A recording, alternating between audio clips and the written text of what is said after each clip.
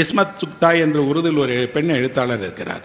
அவர் ஒரு கதை எழுதியிருக்கிறார். சின்ன கதை, பெரிய கதை. என்னுடைய முடிவை மட்டும் சொல்கிறேன். ஒரு வீட்டில் இருக்கக்கூடிய சகோதரிக்கும் அந்த வீட்டில் இருக்கக்கூடிய சகோதரனுக்கும் சதா சண்டை. எந்த ஒன்றுனாலும் இவன் ஏதாவது சொல்லுவான், உடனே அந்த அக்கா திட்டிடுவாங்க. திட்டினாங்கன்னா எப்படின்னா என்னென்ன சொல்லி திட்ட முடியுமோ அவ்வளோ மோசமாக திட்டுவாங்க. ஸோ இப்போ இந்த சகோதரனுடைய வீட்டில் எல்லாரும் சொல்லுவாங்க, நீங்கள் ஏன் அவங்ககிட்ட போய் ஏதாவது பேச்சு கேட்குறீங்க, அவங்க சொன்னால் திட்டுறாங்களே அப்படின்னு. திட்டுனா திட்டட்டும், எங்கள் அக்கா திட்டினாங்கன்னா அந்த திட்டுறது எனக்கு கேட்க பிடிக்கும் அப்படின்னு சொல்கிறாரு அவர்.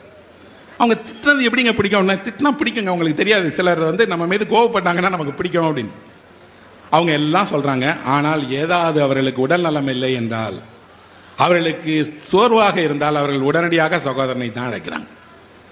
அவனை பார்க்கணுமே, அவனை வர சொல்ல அப்படின்னு. யார் திட்டுகிறாரோ அவரே இவரை பார்க்கிறார்.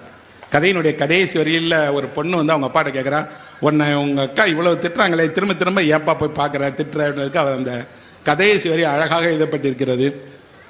சகோதரியினுடைய திட்டு வசவு என்பது பாலில் ஊறியது, அது தாயினுடைய பாலில் ஊறியது என்பதால் சகோதரனை அது தொடாது.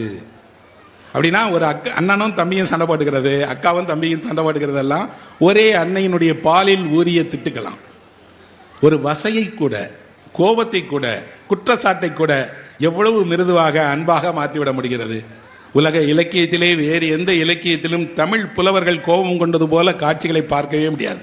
நம்ம ஊரில் காளமேகம் என்று ஒரு புலவர் இருக்கிறார், தனிப்பாடல் இருக்கிறது. சின்ன புத்தகம் தான், நீங்கள் கிடைச்சா படித்து பாருங்கள், தனிப்பாடல் திரட்டுன்னு. அதில் காளமேகத்தின் கோபம் போல ஒரு கோபத்தை பார்க்கவே முடியாது.